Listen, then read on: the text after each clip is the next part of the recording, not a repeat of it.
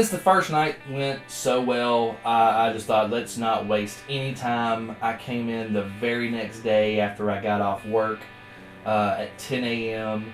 and from 10 a.m. until noon, just stayed locked in the vocal booth and tracked all the vocals for the entire album. Have to walk around and over things just to get a glimpse of my shot. Gotta raise this higher. That's about as high as it can go. Check.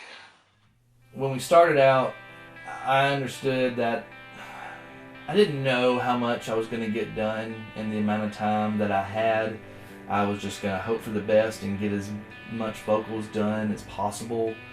And I knew that I had to reserve my voice because I knew I was also doing a lot of screaming and yelling on this album. So we made sure that we did all of the singing and harmony vocals first. We did that the first hour of the recording session.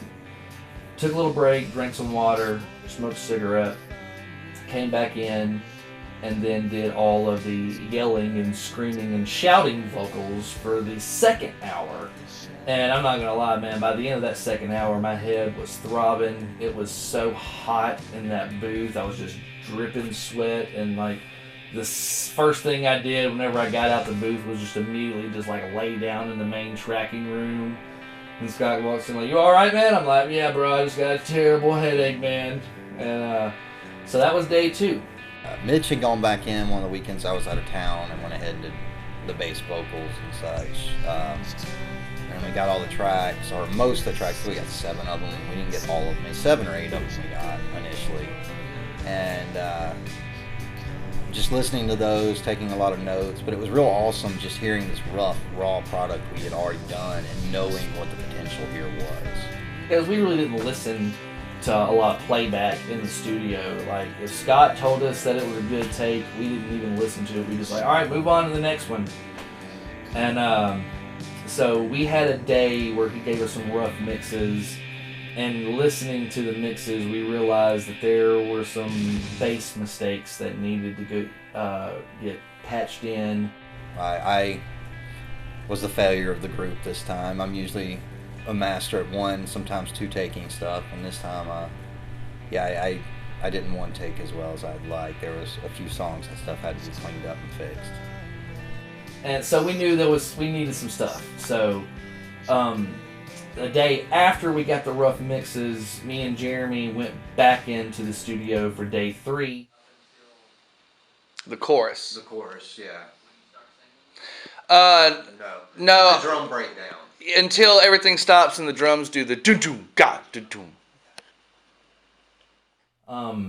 Once again, we only had 2 hours. You know, remember we had 10 hours to begin with. First night was 3.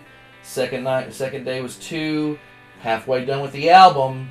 Now we had, basically 5 hours to finish everything up.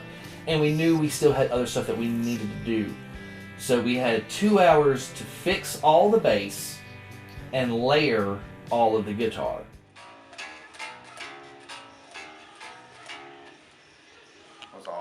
I was off.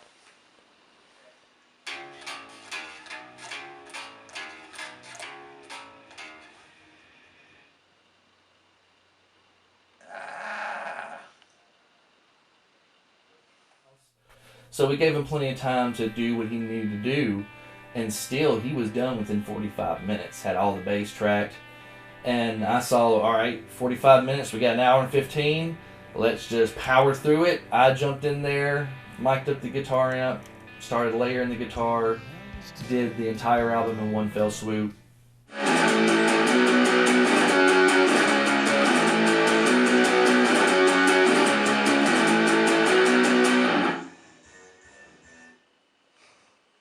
Dance with it. Layered all the guitar, one take, one track, boom, boom, boom, boom, boom. 30, 45 minutes later, we had time to fix the few vocal mistakes. A couple of words he garbled, but then we got the next set of tracks off of that. we got a lot done that second 2 hours.